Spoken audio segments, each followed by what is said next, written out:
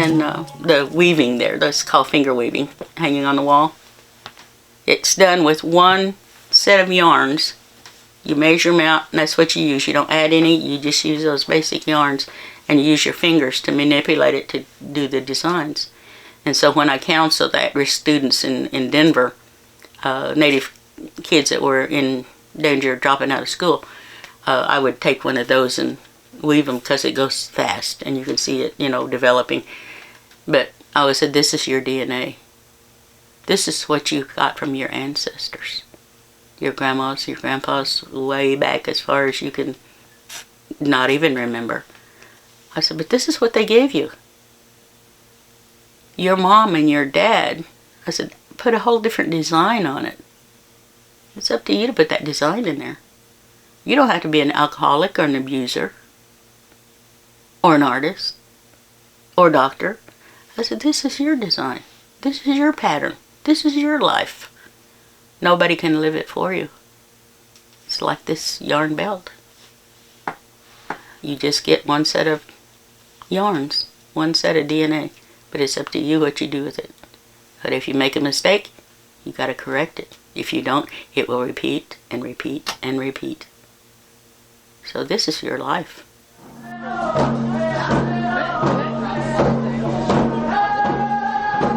This was written in 2005 at July 28th, 11:31 p.m. in Quapaw, Oklahoma. Sometime I even write what kind of day it was. Sunny, cloudy, raining, cold. And, well, I'll just start out. In the spirit, in the blood, I carry you with me. I search for your face, your form, in all I see. In places I have never been, I see familiar sights. The ghost of you, of them, of myself, coming home. For the things that dwell in the spirit, in the blood, in the essence of life. Infinite and forever. Good, bad, or mundane. Smiling, waiting in the darkness, on a gentle breeze, in the drop of a rain, in the spirit, and in the blood. So that's kind of, in a way, who am I, but as a family, as just a culture. We know it's there, it's in the DNA. And as I was saying with the socials, you get hungry for it. Even that you're not aware. And then all of a sudden it makes sense. Oh, that's why I do that. Oh, that's why I like those people. Because somewhere in my background we got that, we have that clan, that blood. Oh, no wonder we're relation. That's why we like one another, or we get along so well. One old dog knows another, So I did that, like I said, in 2005.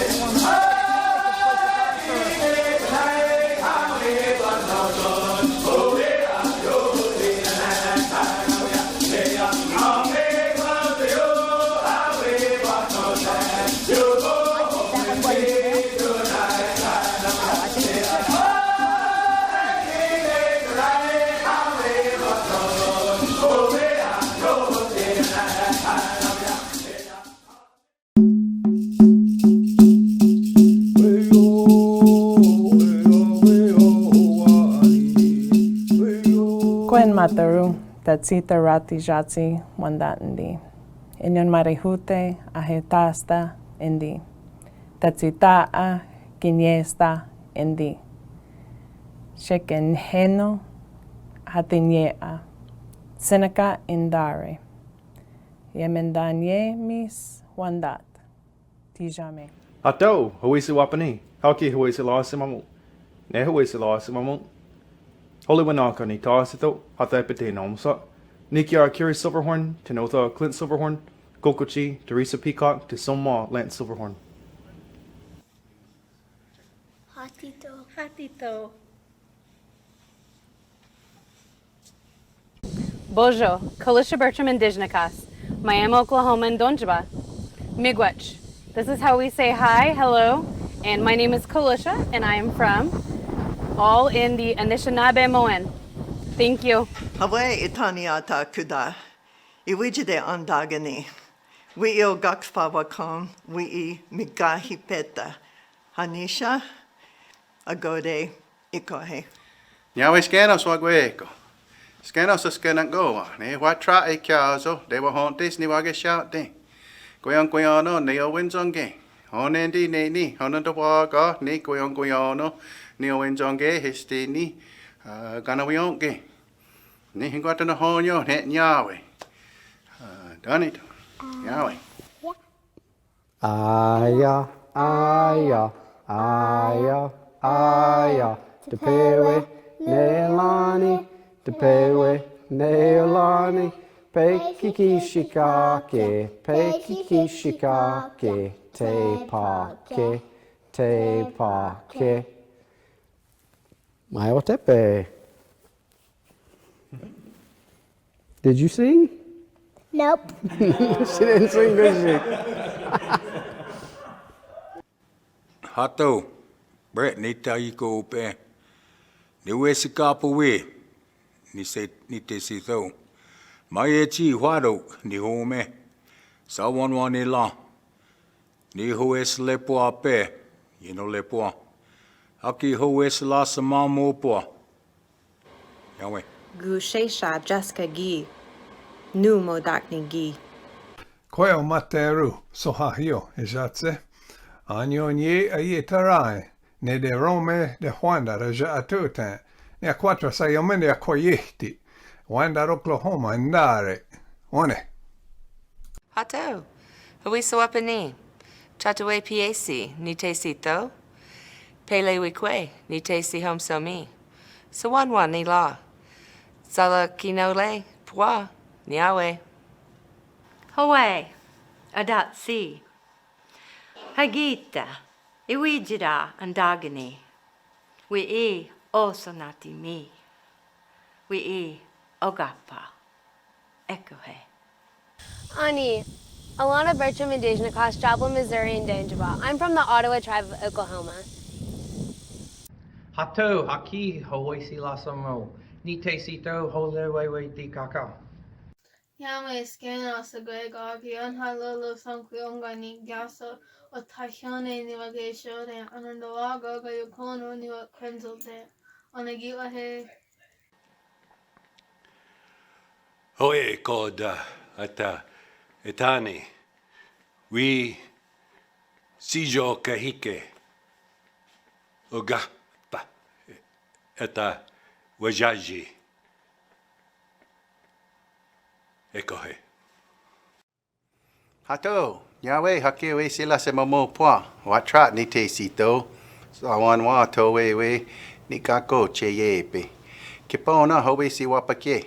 Salano ke kinole. Kwe oi whatairo, kwe aweti. Charakwa shatsi.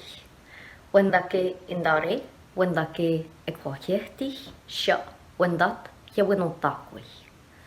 Jamnyonye I wahi tuku tei. Siwi I wahi waturu tei.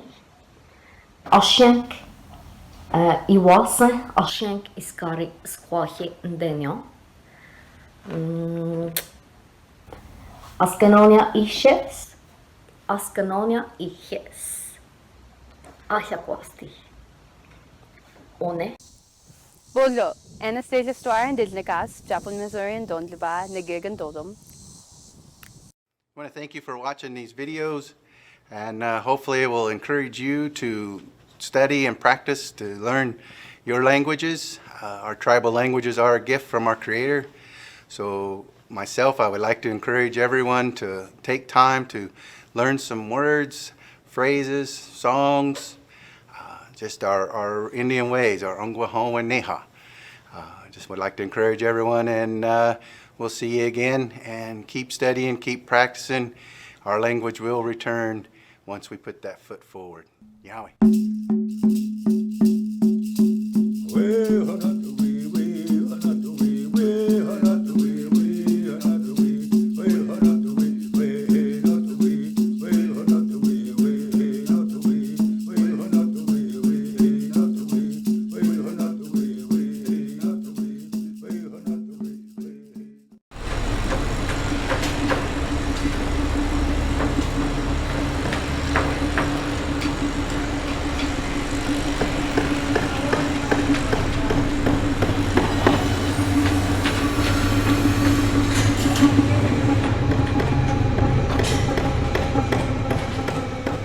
My name is Michael Scruggs. I'm an artist, also known as Scruggs Off the Root. I am of the Shawnee tribe of Oklahoma. My story is called Subterranean Warriors.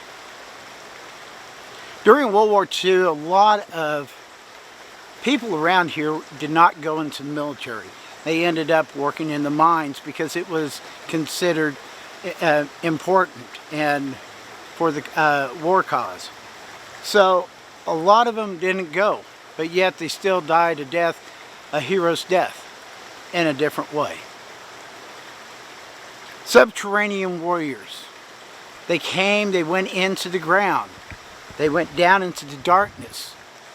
The subterranean warrior was different, but yet it's still the same. A spirit of American patriotism, doing what they could do for the war effort. The subterranean warrior died in the end from their battlefield wounds, but they were not out overseas in the Pacific or over in Europe. They were hundreds of feet below Ottawa County in the tri-state area. They brought it up. They refined it. They brought it so people could use it for all the war ammunition, the equipment, and all. They were warriors, just in a different way. The subterranean warrior.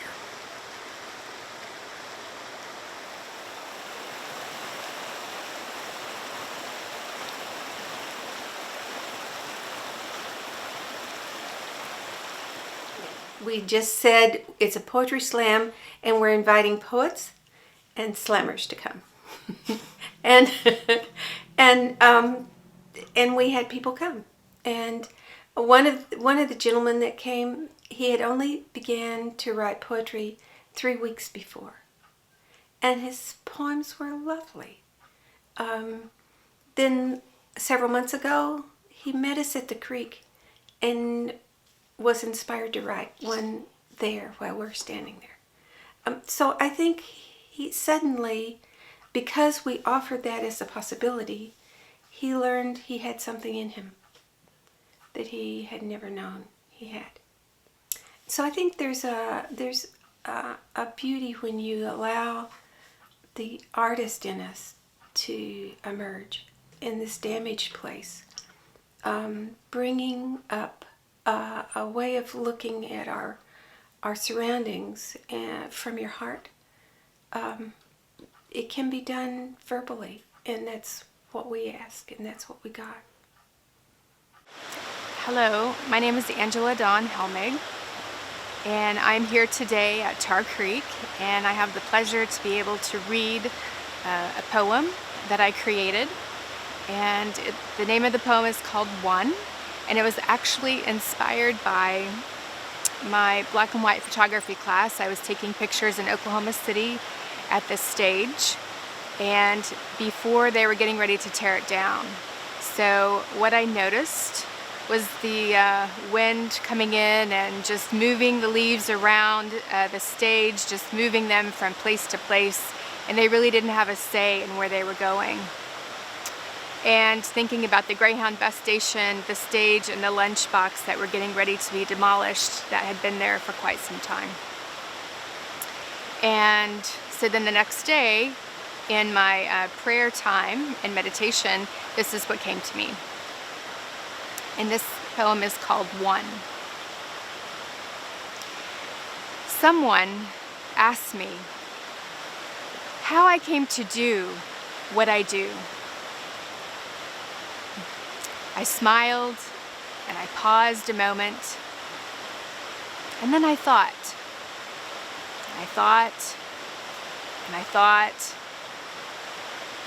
and then I replied that I was like a leaf that had fallen into the river, and that it would carry me along. As a leaf, I saw many beautiful things. Then one day, the river swallowed me up, and I became the river. Now, as powerful as water, sometimes rushing fast and sometimes meandering slow, I became the one who decided where to flow. I became the river, and I am continually choosing where to flow. I'm open to great spirits, daily guidance, and can flow through any day and any change with ease and grace. Sometimes I rush, and sometimes I am slow, all the while knowing I am carving in stone my destiny. I must carry on my journey to find the opening to the sea and become one with her.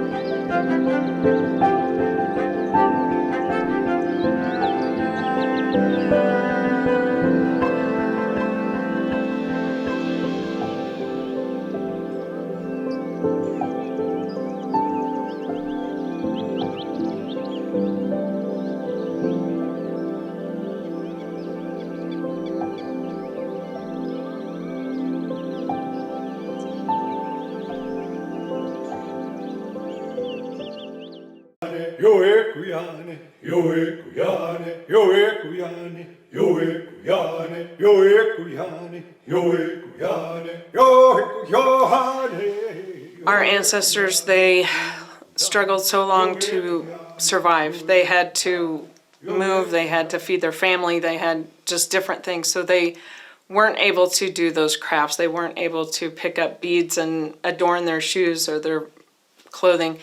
They weren't able to make moccasins like traditionally or different things. So now that we're stable, now that we're thriving, we're able to be more established, and we can look back on those things. And I feel like now is our turn to honor our ancestors that weren't able to do those kind of things, that weren't able to take the time to continue the language, to continue the arts, to continue our traditions, our genealogy and different things. Now it's our turn. And my part in that is, my passion is the beadwork, so that we can continue doing that, to remember who we are and to remember where we're going, and to teach our generations that are coming where they came from.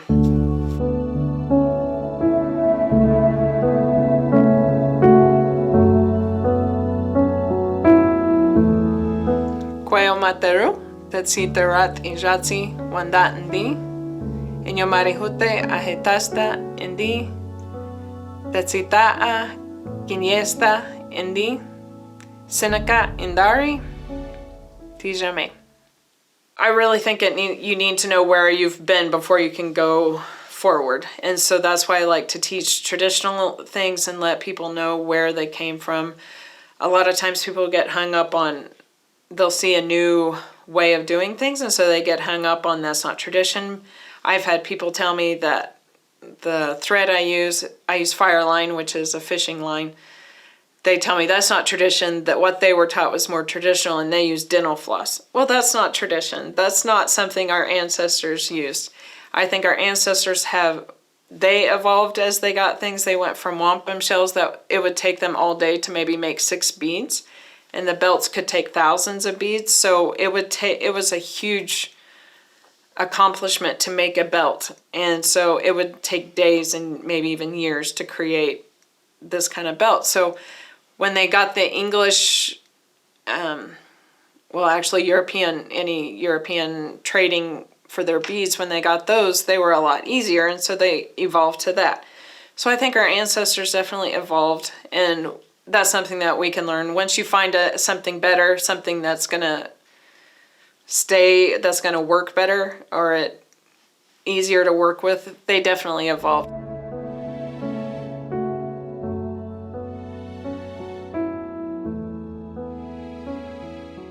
I suffer with a lot of head issues, headaches, and some nerve problems with that. And I'm a lot better than what I was. The surgery helped a lot, but it's something that's never going to go away. It's never going to be 100%. But the beading, a lot of people think that would aggravate it, but it has actually helped me. That it's something that once I focus on it and I'm able to do it, I forget about the pain and it helps ease it. So it is therapeutic for me to do that. A lot of natives say that beading is medicine, and I honestly believe that is something that brings me joy, and it's something that it's sometimes repetitious, but I feel in a good place. And whenever I'm beading something for somebody, I pray for them during that time. So it helps to put me in a good mood, get me feel like I feel better. And so it's that craft, my art of beadwork, has really helped me with the pains and struggle that I have in my life. So.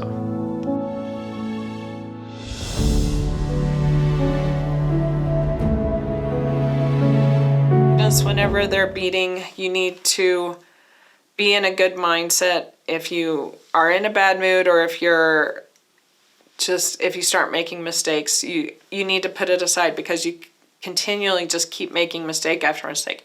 1 or 2 mistakes, it's okay, but you just need to be in a good mindset. A lot of natives say that you're putting your energy into your piece. So if you're doing something with a bad attitude or with anything, then that piece carries that negative energy with it. You don't want you don't want to transfer that onto somebody. But also, if you're making mistakes, you continue making mistakes, and you end up messing it up. And so it's best to just put it away, set it down, because you'll end up throwing it across the room if you don't eventually. So I always tell my students, don't worry, bead happy.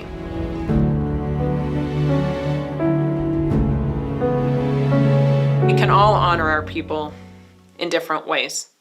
And I think that's probably my main goal for Wyandots to know, that you can honor your people by being a gardener, because you can learn traditional ways, but you can learn contemporary ways, and you can do things differently. You can honor your people by cleaning houses, because you want to create a safe place, a safe home for those people that live there. You can honor your people many different ways. It's not just culture. It's not just this or that.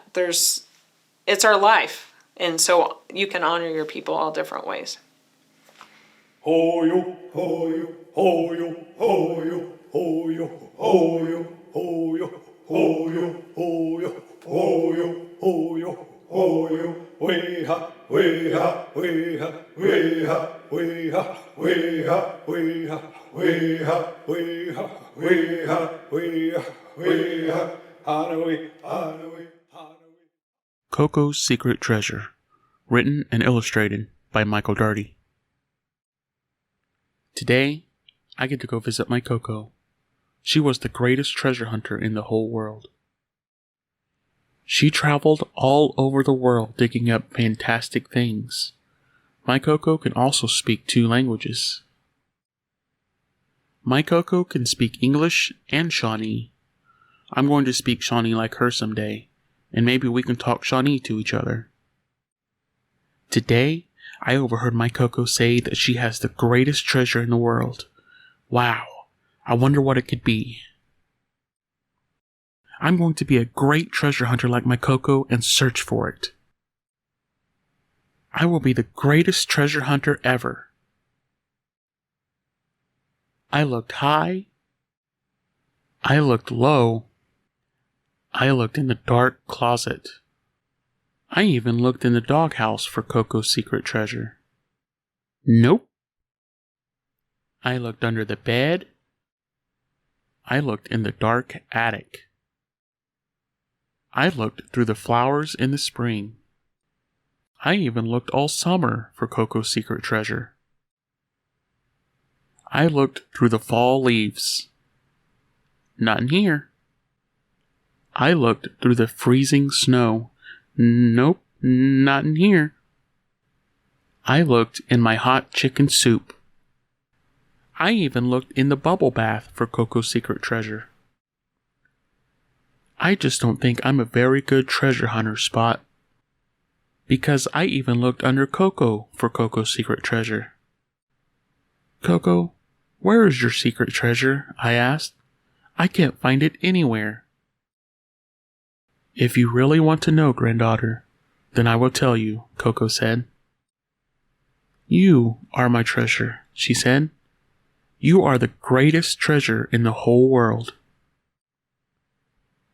I love my Koko. The end.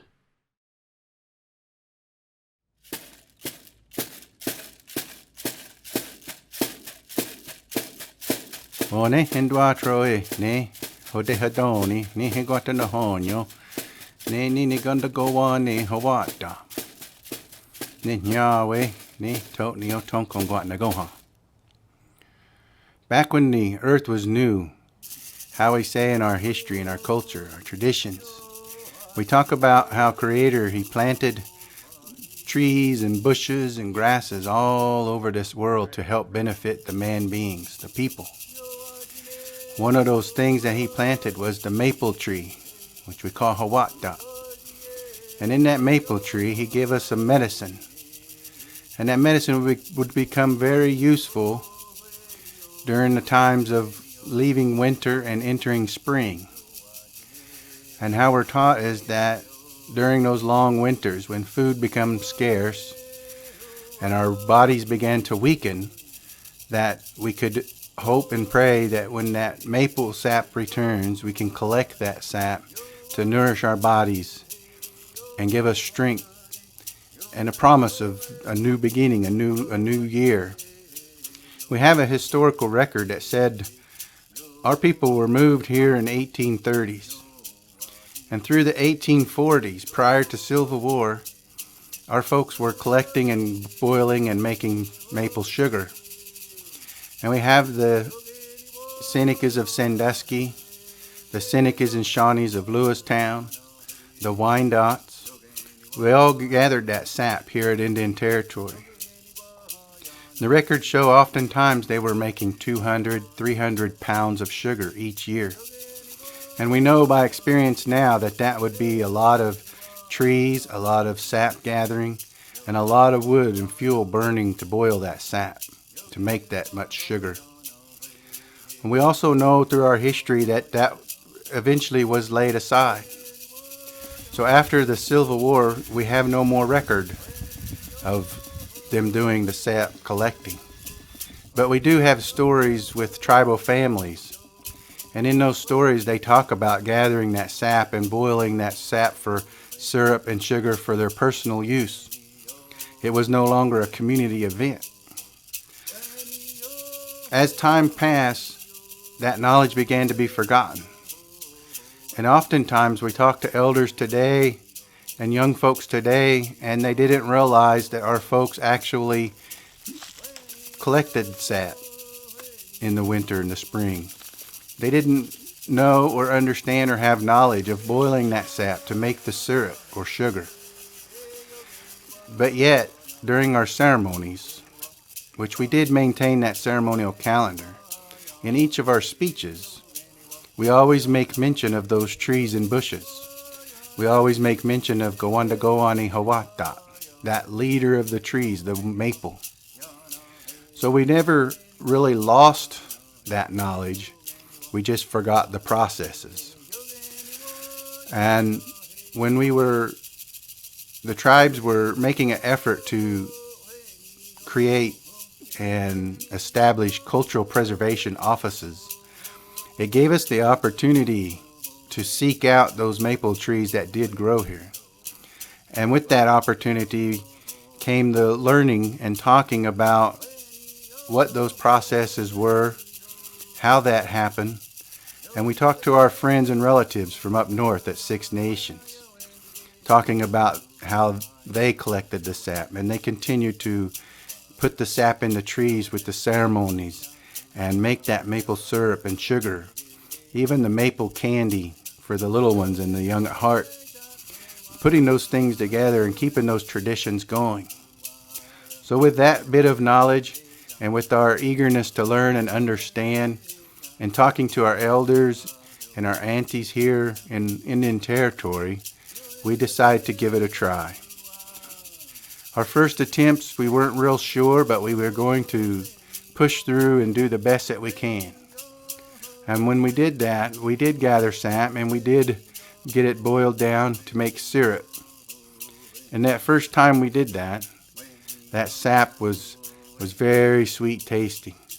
It was a new experience for all of us. We would taste that right from the tree and give our thanks. Thank those trees and thank our Creator for giving us this gift. We say, we put our minds together and recognize and say thanks. Of one mind, we say thank you. And this is the story of our maple ceremony and our maple collecting. Yahweh.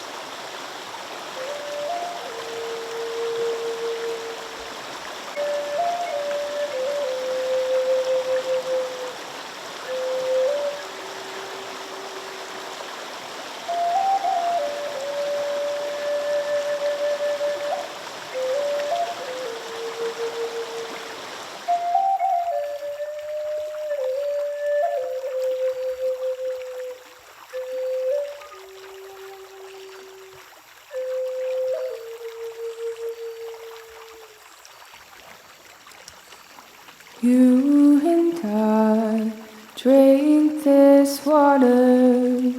You and I breathe this air.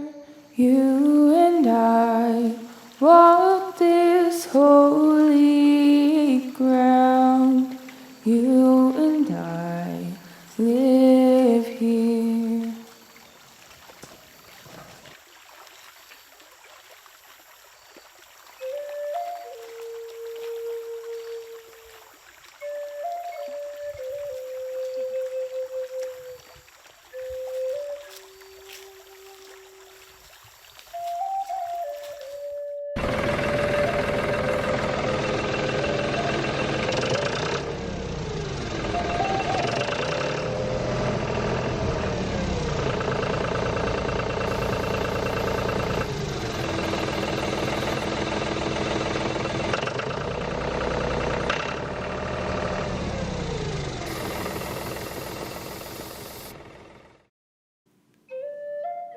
Kwerha andika tsaandusti. Kwatonyet yara. Ekwet ndika ometsa ye. Kane kwandare.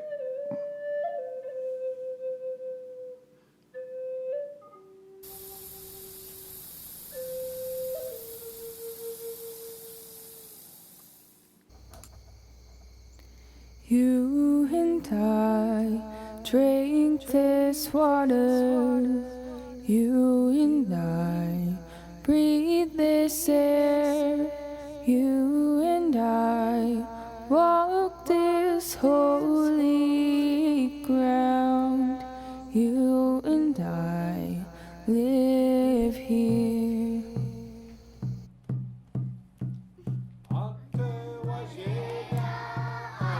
Duanagi ha nengi onaganos.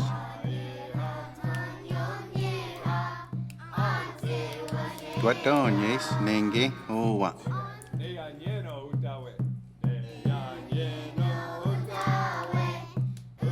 Itwe nengi owenzage.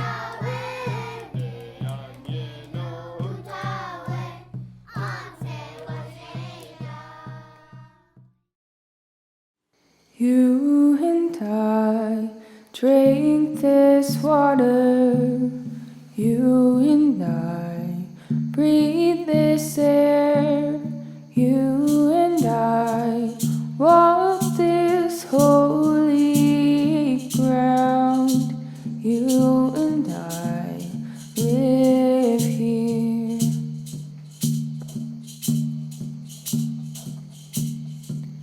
You and I drink this water. You and I breathe this air. You and I walk this holy ground. You and I live here.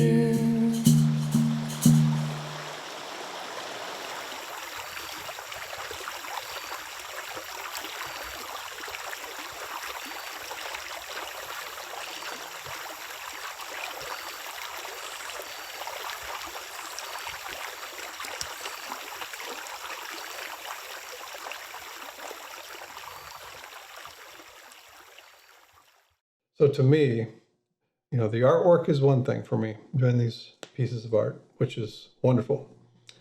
But there's something else going on too, and that's we're reviving our songs, our traditions, our dances.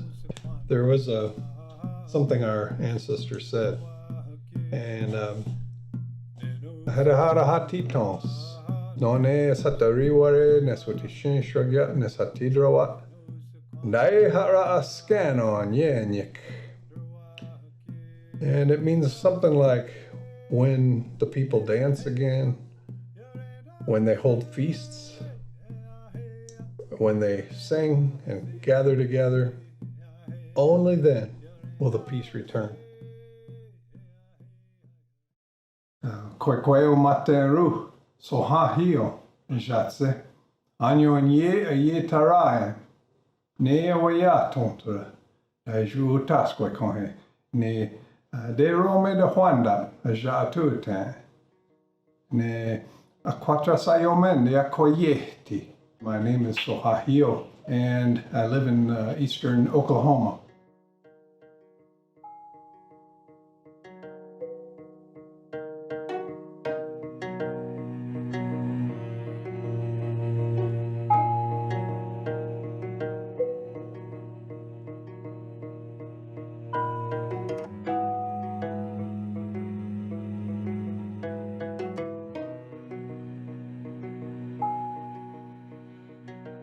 Some of the traditional arts that I do, pottery, woodworking, making buckskin, smoke tanning, but ceramics is really my specialty, I guess, and I've been doing that for over 40 years. That's what I do here in this studio, in this place. My own ancestral traditions from Ontario, the homelands we call them, Wendake. We say Wendake Yehe, the place of the old ones. So those are my inspiration, but I also do all kinds of arts, bow making and arrow making, and starting fires without matches, and flint and steel, and the bow drill and stuff like that. So there's a lot of the traditional arts I touch on. One of the things that really got me interested in the traditional pottery is, actually I was living out in the Southwest at the time, late 70s, and I was working at a school out there as an art teacher out near the Navajo reservation, and I started finding pottery sherds just out in the desert. And you know, I mean, for me, coming from the Midwest, from this area where everything is covered with grass, it was just amazing to be able to see sherds, pottery sherds, just laying on the surface, just like they'd been left there. And they'd been there for 900 years. And so that attachment, you know, right away, picking up pottery sherds and looking at them was just something that just really got to me. And I'm teaching all these kids whose a lot of their ancestors came from those people. So I started to kind of reintroduce these traditions back with the kids, you know, and we'd take a few sherds back and start working from there. To touch base with the ancestors, be able to build it, to understand something the way it's built, whether it's arrows or bows, know how it was done, and then to build on it, and to, you know, to go on using modern materials and new ideas, and some of my own creativity. It's just, that was part of the fun of it, you know, exploring that. My dad always said that watching these pots grow like this is like watching grass grow. So I know it's a little tedious. I know it's a little hard to sit there and stare, but you know what, when you're doing this, it's very peaceful. Traditionally, we say we are thankful. You know, te quatatenero quanyo, you know, te aquaron ta medayusha tulerha. You know, we say, you know, we have great gratitude, and we also turn and give thanks to one another. We're thankful.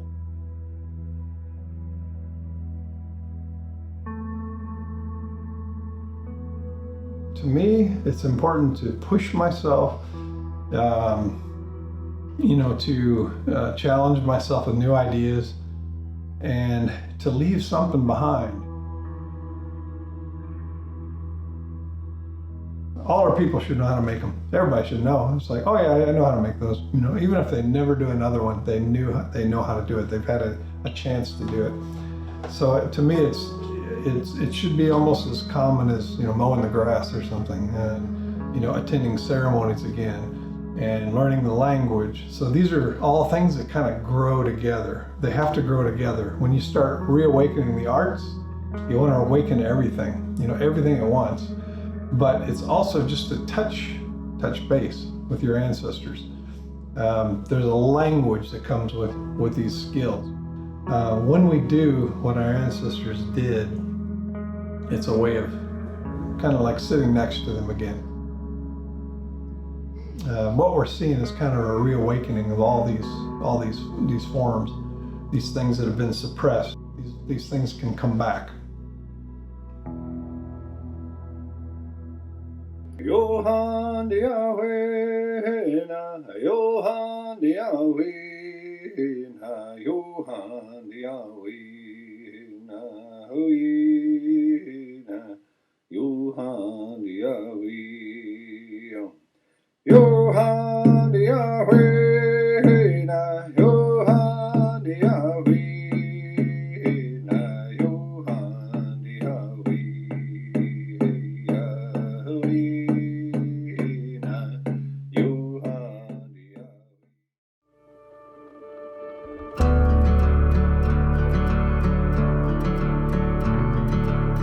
I have been drawn to horses since I can ever remember. I don't really know where that came from. My family had some horses growing up, but I didn't have them when I was really young. I just kind of remembered them talking about it. And then when I was 5, my father purchased me a little pony named Thunder. He was a Shetland. And if you know much about Shetlands, they're kind of ornery. And he certainly was, but he made a big impact in my life. But I've always been drawn to horses. In fact, I dream about horses. Even as an adult, I dream about horses. Horses are really wonderful therapy animals, namely because they're non-judgmental. They just bring themselves to the session, and that's enough. A lot of times we'll kind of have an agenda of like, okay, here's what I hope to accomplish in today's therapy session. And sometimes we don't get to any of that. We might start out with a grooming activity and see that that client really just needs to connect with the horse. What that horse is offering them is exactly what they need, which is unconditional love, being non-judgmental, accepting them for exactly who they are, where they're at in their lives, and offering up some type of relationship that they're seeking.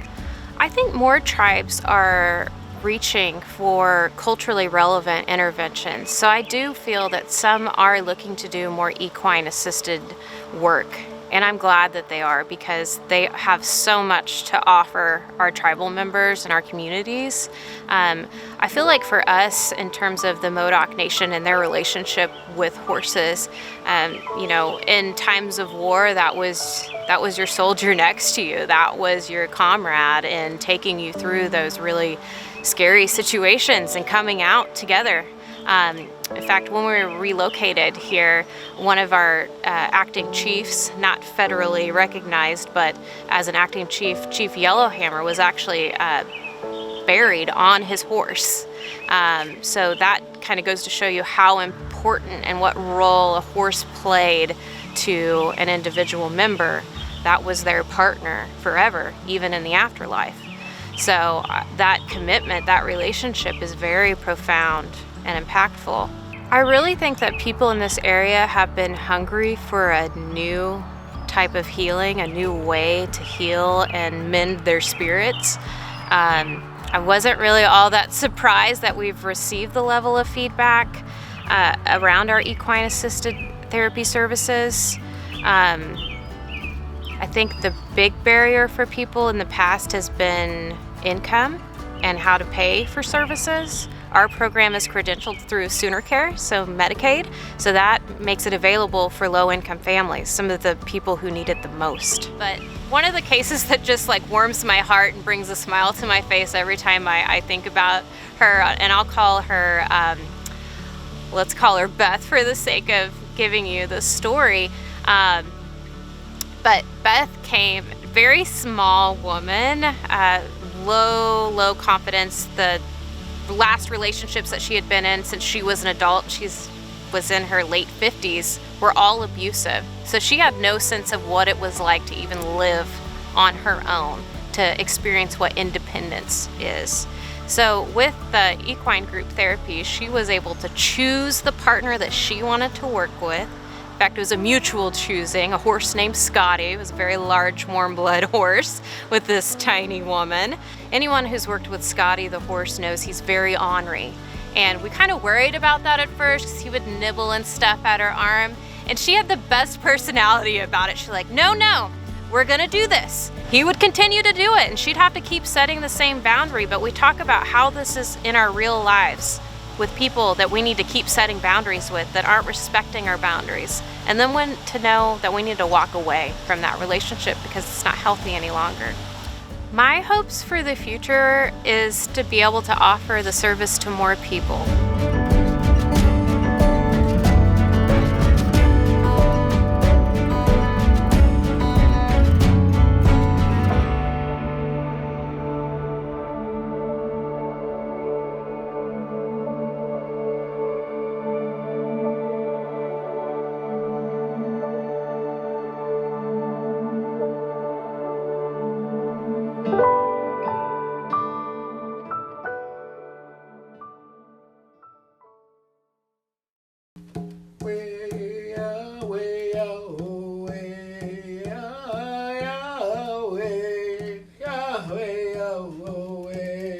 Beading is the one way that I get to calm down, and it helps me relax, and it's I consider it my me time.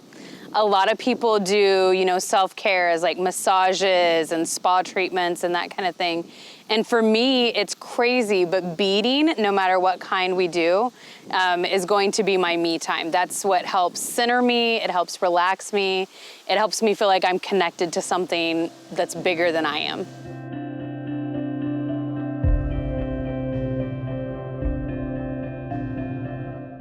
I did a ton of looming when I was younger, but I've moved over to the applique because I feel like I can express more, and I think it kind of feels more connected to our culture a little bit more because you can do the big floral designs and the work with that.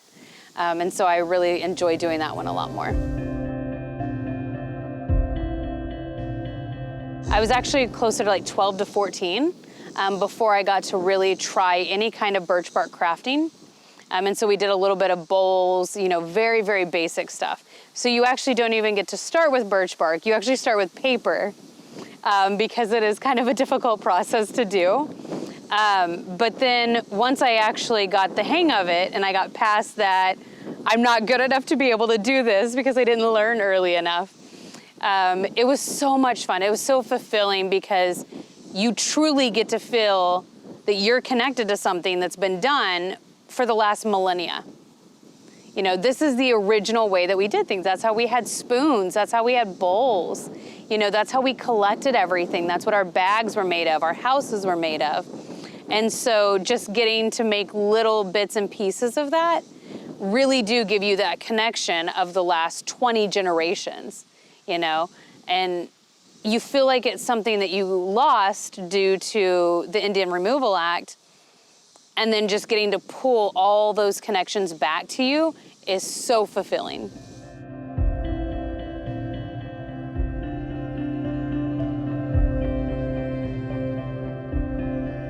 So birch bark is actually this amazing natural substance. It is literally the bark on a birch bark tree that you pull off. It does no harm to the tree at all because it just regrows. So you take that off. Typically, we would offer some kind of a thank you to the tree for offering that to us. So we would do sama, which is tobacco, that we would grow. And so we would give that thank you to the tree, and then we would harvest that bark by just peeling it off. If you need it thicker, you could cut it off. But typically you wouldn't go deep enough that it would do anything detrimental to the tree at all, because that's your preservation there. And then birch bark actually peels off in many different layers. So you can make something like really thick like this, or you could have it paper thin. It actually adheres really well to writing. So you could take your nail and write out something or a design or draw or whatever on this bark from this tree because it's so thin, and then you can mold it into shapes, and then you use other things around you. Typically we use like sweetgrass a lot because it's another one of our sacred medicines, and you can take that to hold it into its shape.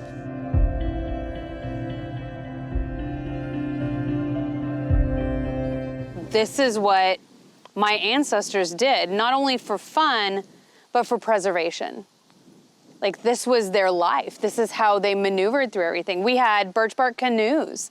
That's how we traveled and got to other people, you know. Adawa means trade. That's what we did. We maneuvered through and traded these items with everybody else, and that's how we found our connections to other people.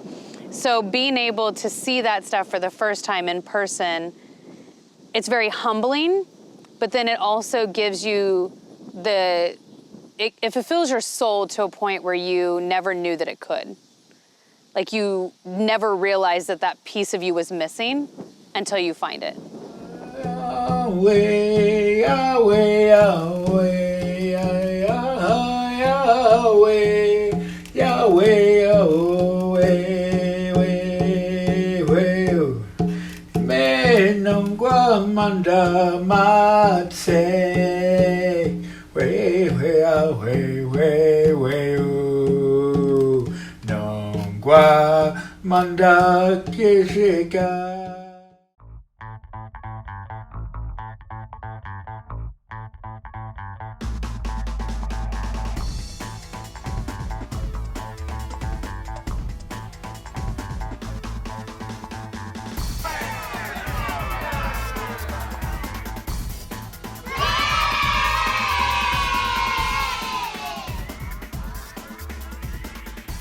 Okay, Koyaweti. Hello, everybody. Today we're going to do something a little unusual, I think. We're going to do a little language lesson. Now, this is the Wyandot language, and Kwajakwa here he just returned from a language conference with animals, animal language conference. And he says they picked up a lot of pointers about how to teach. You know, it's always good to go to these conferences because you can always find out what works and what isn't working with children, you know, especially when we're teaching children, right? So anyway, he picked up a few things he wants to try on me. So I get to be the guinea pig today. But so we're going to do, he had me write down some words on the board here. These are pretty common. And I'll just go over in English so you know what we're going to be talking about. The first part is just a greeting, hello, friend. And this one, of course, is, you know, this is what I'm called. This is my name. And this part here is, how are you doing? It's, okay. And then this one is the answer. So it's, I'm good. I'm feeling good. Or my well-being is good. And you can see in here it has skeno in here, and that's the part, you know, which has to do with peace, you know, peacefulness, right? So anyway, he's gonna help me. He says my pronunciation isn't always that good. So anyway, he's gonna help with that, and you have these technique, and I'm not quite sure what the stick is for. I hope it's just for pointing. But anyway, we'll start here. Kwe. Is that right? Okay, you can't go wrong with kwe, right? And the little dots just mean you just let it extend out, you know, kwe. And this one here, okay, kwe on yataru.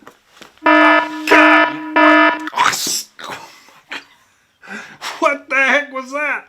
That's the language lesson? Oh my goodness, this is gonna be fun. What? You're gonna hit me with a stick every time I don't pronounce it right? I don't know about this. This is kind of crazy. But this is what they were teaching you at this? Oh, yeah, right. Okay, all right. So anyway, we'll go through with it. Okay, so, okay, I see what I was doing wrong. I mean, we got an O, but it's a nasal O, so it's an O, not an O sound. And on yat, okay, and this is a nasal E. Nasal E, which means it's not an E or an A sound, it's an eh sound. Okay, so we have onyateru. Is that right? Onyateru. Okay, you can talk. I mean, you can speak if you want. Onyateru. Okay, all right. So he does speak. Okay, onyateru. All right. Okay, onyate. Okay, all right, we got that one. And oh yeah, so the little mark over the U means it goes up. Okay, okay. Whew. I'm not sure I'm ready for the next sentence or not, though. Okay, so what we got? Okay, Richard. Ijatsi. Oh my. Come on, ridiculous. That you can't be hitting people with a stick just because they don't pronounce it right. It works. It works. No, I don't know if it works or not, but okay, Richard. Okay, what did I do wrong? I know this is a j sound, a ja, an extended a ja. Okay, I get it. I made the I a hard I. Well, not hard, but it's an E sound, and with an H after it, it's a E. E. Is that right? E. E. Okay. So Richard is Jatsi. Is that right? Okay. All right. I guess that's good enough for him. Is that good enough for you? Okay, good. It's crazy. I don't think I'd ever do this language. You can't do this in public with kids. No way. You get in trouble. You get thrown out of the school. I don't know where this is going. But anyway, they really teach this stuff at language conferences? Okay, so the next one. Let's go over the next one. All right, looks like, okay, let me kind of work on this first here. Okay, we have a S with a little moon on it. That's a sh sound. So we have sha. Okay, he agrees, I guess. Sha. Okay. Shaskano. Shaskano. Okay, so we have a glottal stop. Shaskano. Nye. Nye. Okay, let me say it fast. Shaskanonye. Oh, what did I do wrong? All right, let me do it slowly. I'll take it slow. Shaskano. Okay, shaskano. Shaskanonye. Is that right? Is that right? Shaskanonye. Okay, shaskanonye. This doesn't feel good on a bald head. Okay, so my answer would be, of course, Ayaskanonia. Oh. Now that was just mean. Just a little tap would be all you need. Just a little tap. Just a little tap, okay? Next time, just a little tap. You don't have to hit me 3 times, okay? Goodness gracious. Okay. All right, let's try this and let's be careful. With a glottal stop. So I got that right. I know I did. And that makes it a fact. Yaskano nya. Is that right? He's being kind of casual about all this. Now you want me to say it fast? Yaskano nya. That's right. I did the same thing every time. I make this nasal O into an O sound, and he can't stand that because we don't have O's in our language. We have O. Okay, let me try it. Let me try it again. All right. Okay. Just remember, 1 tap if I get it wrong. Okay, just 1 tap. Yaskeno nya. Okay. Yaskeno nya. All right. Is that all right? Is that good enough? No. Okay. He says, right. Tesarion. Ow! Whoa. He heard me say that. I just told him he didn't make sense. It's all right. I think we got this done. I'm done with this lesson. I mean, I would never do this with kids. Are you kidding? Maybe some adults I would. Smack them up. There are some, huh? There are some thick-headed ones. Don't look at me. What, me? Oh, gosh. Oh, well. Anyway, let's say goodbye to everybody. Esconier. Esconier. See you again. Esconier. Esconier.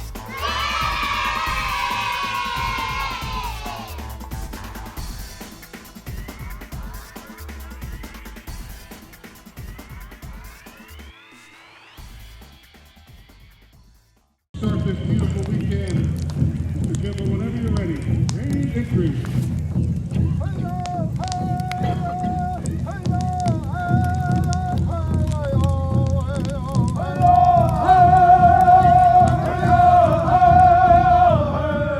Most of our social events have a meal, whether it's a stomp dance or a powwow, or somebody wants to play bingo, or they're going to do their wild onion dinners. Or, a lot of times if someone's needing to raise money, it'll involve an Indian taco feed. Food is comforting for people, I feel like. Food brings people together. I mean, because we all want to eat, usually. And it usually brings a big crowd if you get somebody that knows how to cook.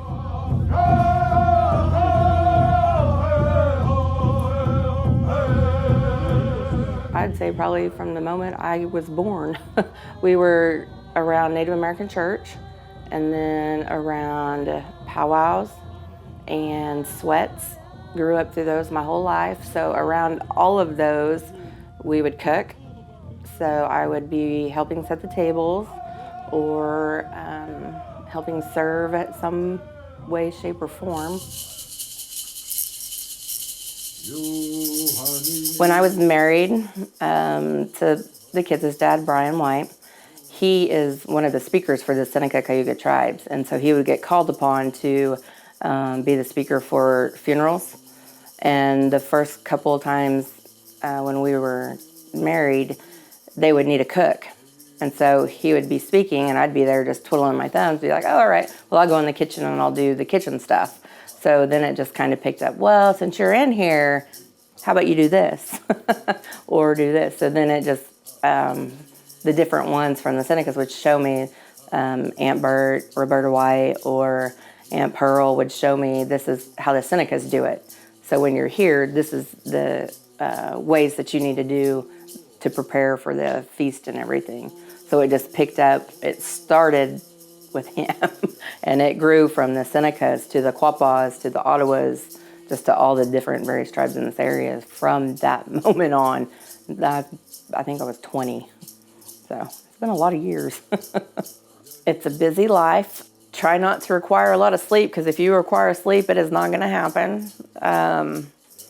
Make sure you take care of yourself first, mind, heart, body, and soul.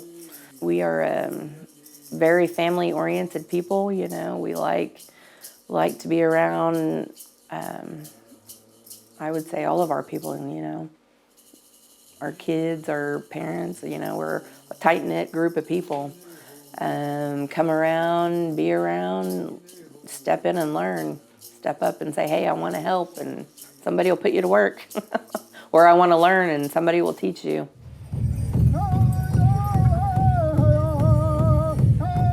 I think it's great that there's people that's wanting to learn again. But at the same time, it makes me sad, because I'm like, oh, all these kids are growing up.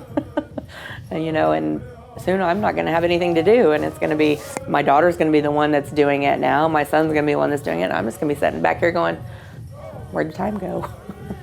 But, you know, it's good. It makes me happy that, you know, my daughter can do it. My son can do it, and they can teach, and my nephews can do it, you know. My nieces can do it, so it makes me excited that, you know, they can fill in that role, and they can take it on and not have any problems with it.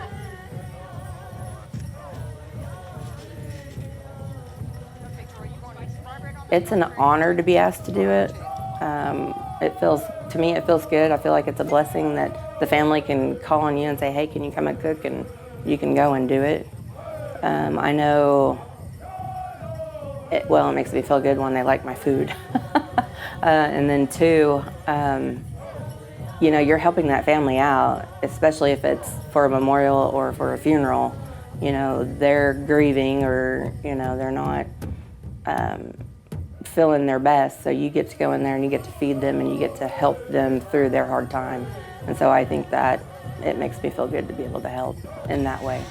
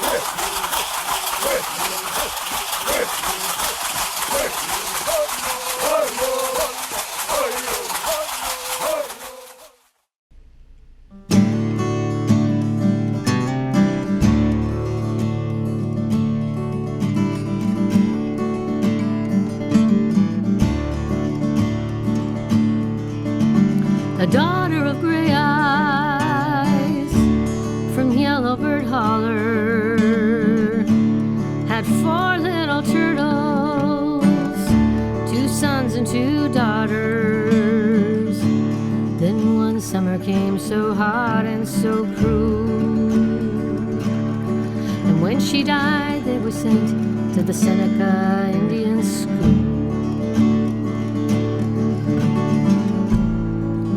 What was lost and what will last, to find a future from this past.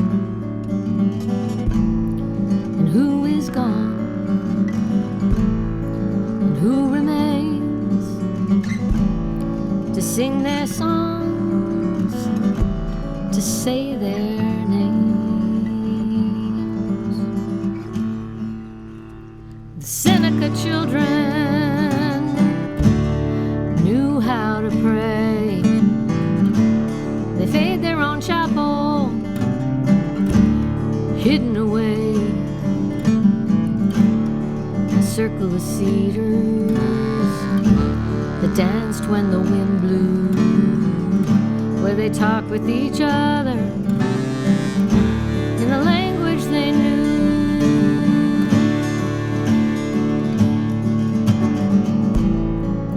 What was lost, what will last, to build a future from this past. And who is gone, and who remains, to sing their songs, to say their names.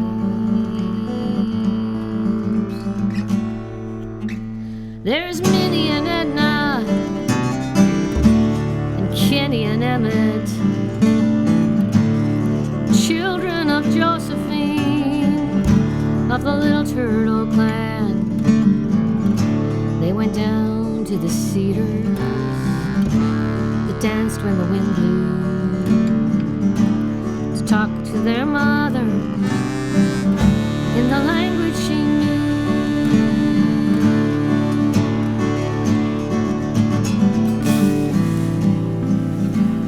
Escoye, Esconione, Yehe Shaskanonye, Asconye, Asconye,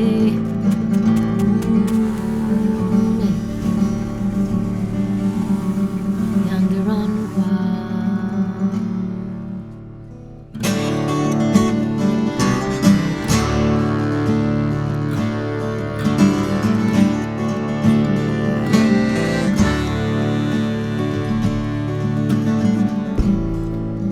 What is lost, and what will last, to build a future from this past. And who is gone, and who remains, to sing our songs, to say our names. Come fathers and mothers, come sisters and brothers, come aunties and uncles, and elders and grands. Let's go down to the Cedars, dance when the wind blows, to gather our prayers and sing them again.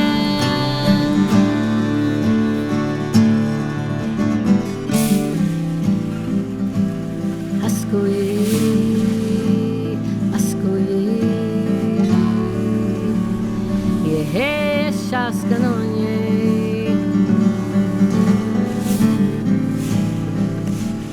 Escone, Escone,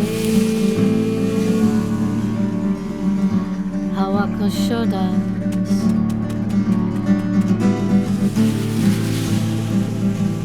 Escone, Escone, Yehe Shaskanonye, Escone.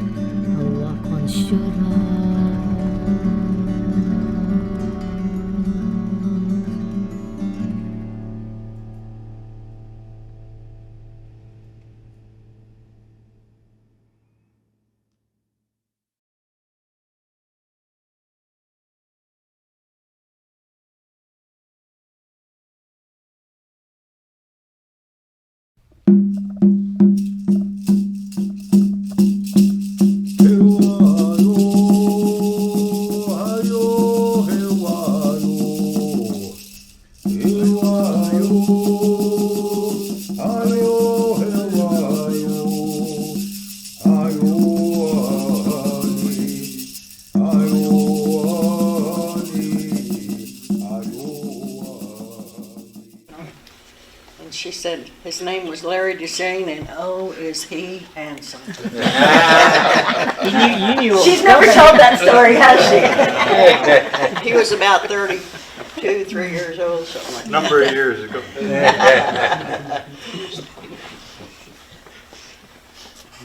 I know when I think back on, my family tree, this is what I can visualize. On my mom's side, there's Washingtons.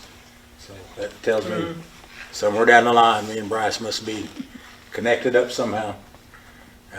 There's Dicks, there's Daughertys, there's Secondines. On my dad's side, there's Dushanes. So I know. Yeah. Yeah. And on both sides, there's Carpenters. There's I know there's a lot of folks that I'm going to find out eventually just how we're related, and I look forward to that. I'd like to see it all on a big display, so we can all walk over there and just track it down.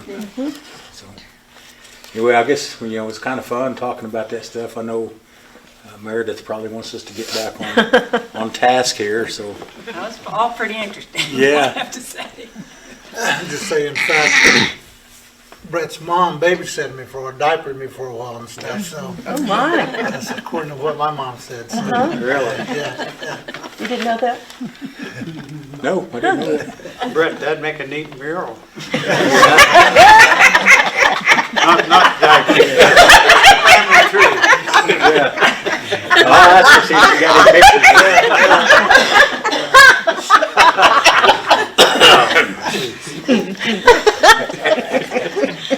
Yeah, it's funny.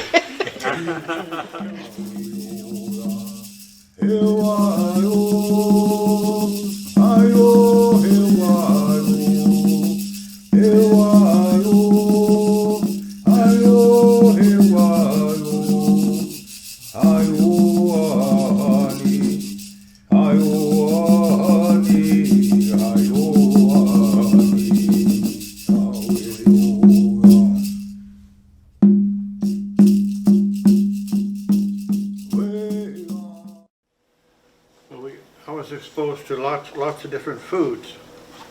Being a Shawnee and having 4 wives. All at the same time? No way. But anyway, I had a Norwegian wife. I had a Muskogee Creek wife. I had a Trinket Simpson wife.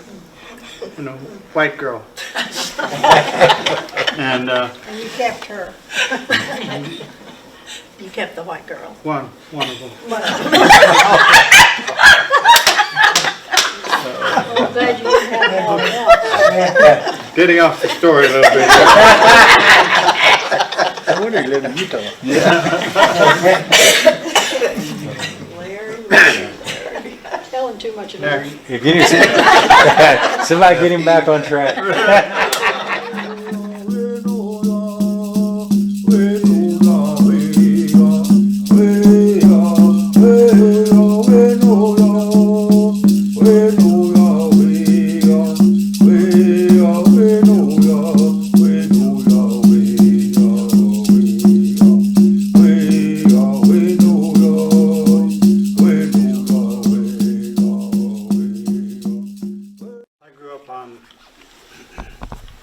blackberries and huckleberries.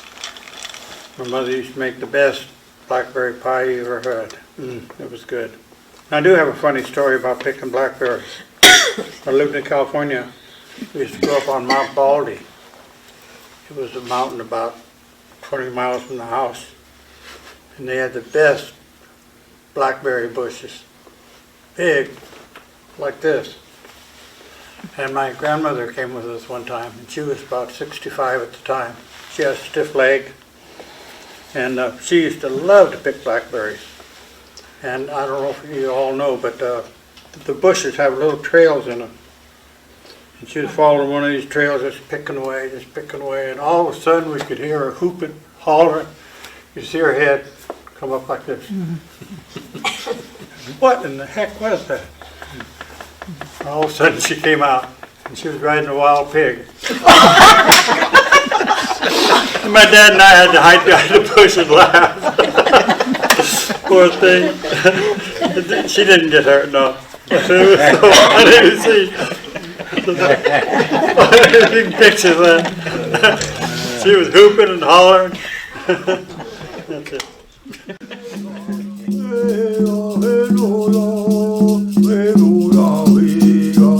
We